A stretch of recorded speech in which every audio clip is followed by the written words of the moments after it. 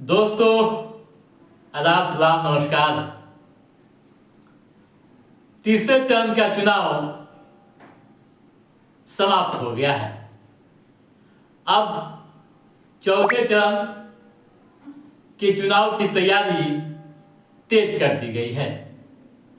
13 मई को चौथे चरण का चुनाव होना है, जिसके लिए तमाम पार्टियां पूरी तरह से सक्रिय हो गई हैं और अपने अपने प्रत्याशियों को जिताने की कोशिश कर रही हैं। दोस्तों, आज के एपिसोड में हम बात करेंगे चौथे चरण में होने वाले बिहार के उस 5 लोकसभा क्षेत्रों के बारे में जिस पर पूरे देश की निगाहें टिकी हुई है। यूं कहें कि चौथे चरण के चुनाव में जहां 5 लोकसभा क्षेत्रों पर चुनाव है, वहां 55 लड़ाके हैं और इनमें 7 दिग्गजों की प्रतिष्ठा दांव पर लगी हुई है। कौन कौन ये क्षेत्र है और कौन कौन प्रत्याशी हैं, आइए पहले इसकी चर्चा करते हैं और फिर आगे बढ़ते हैं। दोस्तों, चौथे चरण में बिहार के जो 5 लोकसभा क्षेत्रों पर चुनाव होना है, उनमें बेगूसराय, उजियारपुर, समस्तीपुर, दरभंगा, मुंगेर शामिल है। ठीक है। दरभंगा में 8 प्रत्याशी मैदान में हैं, जबकि उजियारपुर में 13, इसी तरह समस्तीपुर में 12, बेगूसराय में 10 व मुंगेर में 12 प्रत्याशी अपनी किस्मत आजमा रहे हैं। ठीक है। इनमें 7 ऐसे प्रत्याशी हैं जिनकी प्रतिष्ठा दांव पर है और उन्हें कई तरह की चुनौतियां इस बार मिल रही हैं। हम अपनी बात शुरू करते हैं बेगूसराय से। दोस्तों, बेगूसराय सीट भाजपा के केंद्रीय मंत्री व फायर ब्रिगेड नेता गिरिराज सिंह के लिए जाना जाता है। गिरिराज सिंह का मुकाबला इस बार सीपीआई के अवधेश राय से है। यहां उन्हें कड़ी चुनौती इस बार मिल रही है। दूसरी सीट उजियारपुर है। उजियारपुर लोकसभा में भाजपा के नित्यानंद राय हैं, जिन्हें आप बखूबी जानते हैं, और इनका मुकाबला यानी इनसे चुनौती आरजेडी के अवधेश मेहता से मिल रही है। इनकी भी प्रतिष्ठा दांव पर दिख रही है। तीसरा लोकसभा सीट दरभंगा है। दरभंगा से गोपाल जी ठाकुर, जो निवर्तमान सांसद हैं बीजेपी के, वे मैदान में हैं, जबकि दूसरी तरफ आरजेडी की ओर से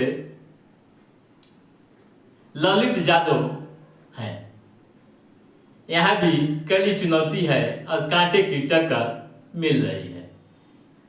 उसके बाद आइए मुंगेर। दोस्तों, मुंगेर सीट पर जदयू के पूर्व राष्ट्रीय अध्यक्ष ललन सिंह का से मुकाबला है। किनसे? अनीता देवी से। आरजेडी की अनीता देवी से इन्हें कड़ी टक्कर मिल रही है। ठीक है। उसके बाद है समस्तीपुर। समस्तीपुर का माहौल काफी रोचक है इन दिनों। यहाँ एलजेपीआर से शांभवी चौधरी मैदान में है। आप शांभवी चौधरी को जानते हैं, बिहार सरकार के मंत्री हैं। अशोक चौधरी उनकी बेटी हैं। जबकि दूसरी तरफ से यहाँ सन्नी हजारी मैदान में है कांग्रेस की ओर से। सन्नी हजारी भी मंत्री के बेटे हैं। ठीक है, अब आइए थोड़ा सा राजनीतिक आंकड़ों को ध्यान में रखते हुए हम अपनी बात को और आगे बढ़ाते हैं। हम अपनी बात शुरू करते हैं पहले गिरिराज सिंह से। दोस्तों, भाजपा के दिग्गज व फायर ब्रिगेड नेता गिरिराज सिंह को इस बार काफ़ी चुनौती मिल रही है। उनसे सीपीआई के अवधेश राय लड़ रहे हैं आमने सामने। अब पिछले चुनाव का हम आकलन करते हैं। वर्ष 2009 के चुनाव में गिरिराज सिंह ने कन्हैया कुमार को हराया था। वही कन्हैया कुमार जो अभी कांग्रेस के दिल्ली में प्रत्याशी है। ठीक है, गिरिराज सिंह को उस समय 6,92,193 वोट मिले थे, जबकि कन्हैया को 2,69,976 वोट हासिल हुए थे।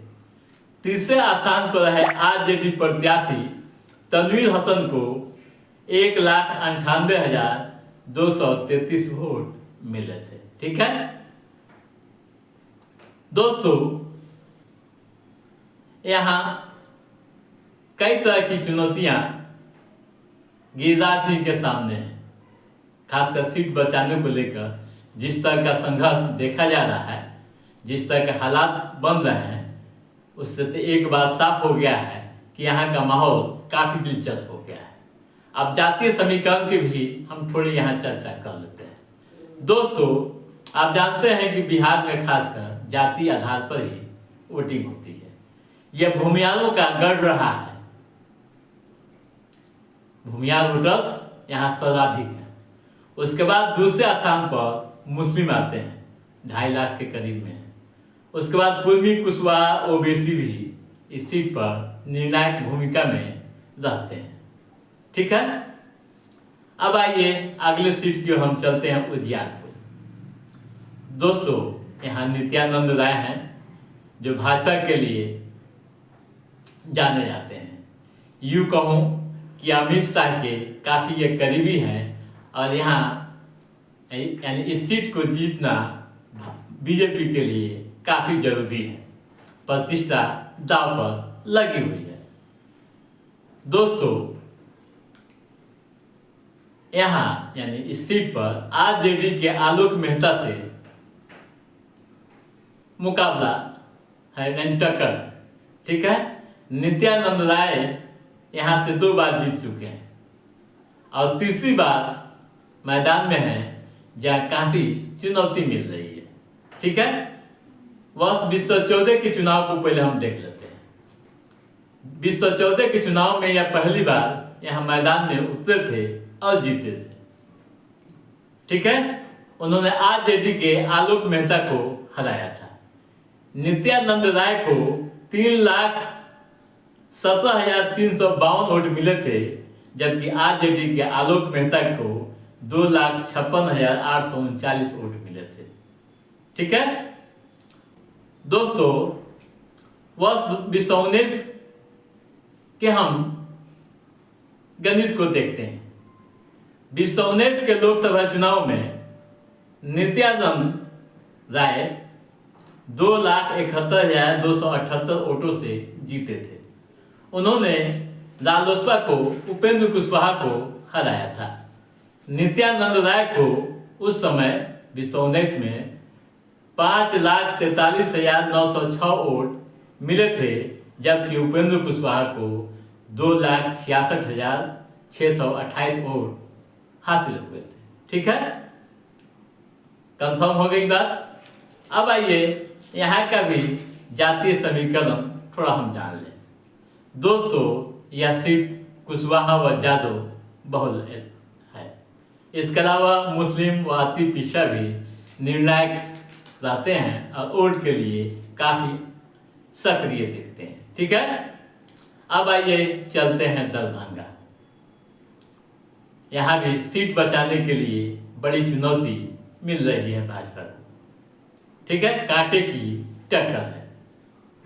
यहाँ से भी सिटिंग सांसद गोपाल जी ठाकुर हैं और उनकी टक्कर आरजेडी के ललित यादव से है। ठीक है, 2019 के चुनाव में उन्होंने आरजेडी के अब्दुल बारी सिद्दीकी को हराया था। ठीक है, गोपाल जी ठाकुर को उस समय 5,86,668 वोट मिले थे, जबकि अब्दुल बारी सिद्दीकी को 3,18,689 वोट हासिल हुए थे। यानी वोटों के जीत हार का जो अंतर था 2,67,979। ठीक है, यहाँ भी जातीय समीकरण भी दिलचस्प है। यहाँ ब्राह्मण सबसे अधिक वोटर्स हैं, उसके बाद मुस्लिम आते हैं। ठीक है, मुस्लिम यहाँ करीब 4 लाख के करीब मुस्लिम वोटर्स हैं और उससे ज्यादा यहाँ ब्राह्मण। ठीक है, उसके बाद यादव भी 15 लाख के करीब है। यहाँ माई समीकरण को साधने की पूरी कोशिश की जा रही है। मल्लाह की भी आबादी यहाँ अच्छी खासी है। ठीक है दोस्तों, अब आइए चलते हैं समस्तीपुर। समस्तीपुर आप जानते हैं कि आरक्षित सीट है और इस सीट पर 2 मंत्रियों के बेटा बेटी आमने सामने हैं। एलजेपी आज से शाम्भवी चौधरी मैदान में डटी हुई है। ठीक है, शाम्भवी चौधरी आप जानते हैं कौन है, जान लीजिए, मंत्री अशोक चौधरी की बेटी है। जबकि वहीं कांग्रेस की ओर से मंत्री महेश्वर हजारी के बेटे सन्नी हजारे मैदान में। ठीक है, इस सीट का अपना एक सियासी समीकरण रहा है। जातीय गणना की बात करें तो इस सीट पर सर्वाधिक SC ST के वोटर्स हैं। ठीक है, जनजाति के भी हैं, मुस्लिम भी हैं। आरक्षित सीट है ये।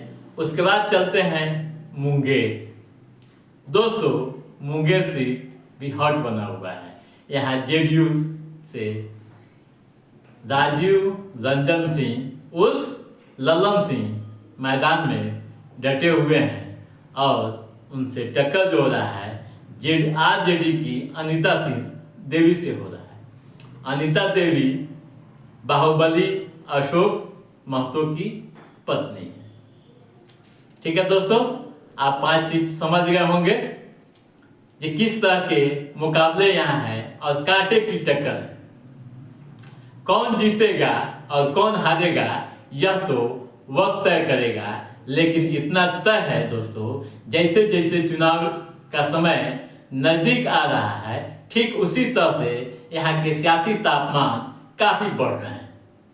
जो विश्लेषक बता रहे हैं, जो राजनीतिक पंडित बता रहे हैं, उनकी माने तो इस बार का चुनाव परिणाम इन 5 सीटों पर काफी चौंकाने वाला होगा। कौन हारेगा और कौन जीतेगा ये तो नहीं कहा जा सकता है, लेकिन इस बार जीत व हार का अंतर काफी कम से होगा। तो दोस्तों, आज के इस एपिसोड में बस इतना ही। हमारा ये एपिसोड कैसा लगा आप लाइक और कमेंट करके हमें जरूर बताइएगा। यदि आपने हमारे चैनल को सब्सक्राइब नहीं किया है तो सब्सक्राइब भी कीजिएगा, ताकि पॉलिटिकल गतिविधियों से संबंधित जो भी अपडेट है उसे हम समय समय पर आपके बीच पहुंचाते रहेंगे। तब तक आप अपने दोस्त को दीजिए इजाजत। नमस्कार।